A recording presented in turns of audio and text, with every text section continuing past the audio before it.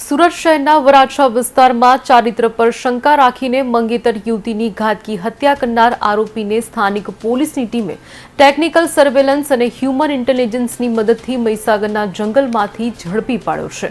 હાલ તો આરોપીને સુરત લાવીને આગળની કાયદેસરની કાર્યવાહી હાથ ધરવામાં આવી છે। આ અંગે પ્રાપ્ત વિગતો મુજબ વરાછા વિસ્તારમાં આવેલી હરિધામ સોસાયટીમાં વર્ષા 23 વર્ષીય નામની યુવતીની તેના જ મંગેતર સંજય પગીએ તીક્ષ્ણ હત્યાના ઘા ઝીકીને ઘાતકી હત્યા કરી દીધી હતી।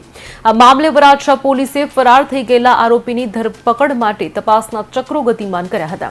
આ દરમિયાન હત્યારો તેના વતન મહીસાગરના જંગલમાં છુપાયો હોવાની બાતમી મળતા જ પોલીસની એક ટીમ ત્યાં પહોંચી હતી, જ્યાં વરાછા પોલીસની ટીમે જંગલમાં જઈને આરોપીને ઝડપી પાડ્યો હતો। આરોપીની ધરપકડ બાદ સુરત લાવીને પોલીસે તેનો વરઘોડો કાઢીને કાયદાનો પાઠ ભણાવ્યો હતો।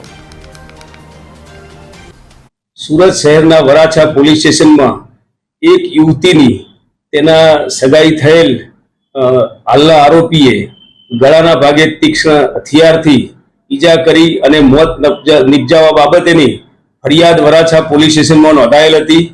સમગ્ર હકીકત જોતા મરણ જનાર યુવતીની હાલના આરોપી સાથે 4 માસ પહેલા સગાઈ થયેલી અને ચારિત્ર બાબતે શંકા રાખી અને જ્યાં યુવતી તેની બેન અને અન્ય ભાઈ સાથે રહેતી હતી તે જગ્યાએ આરોપીએ જઈ અને ચારિત્રની શંકા આધારે તેના ગળાના ભાગે ઈજા કરી અને મોત નિપજાવી અને પોતે નાસી ગયેલ। આરોપી પોતે તેના વતન મહીસાગર જિલ્લા ખાતે જંગલમાં પોતે ભાગી ગયેલ હતો।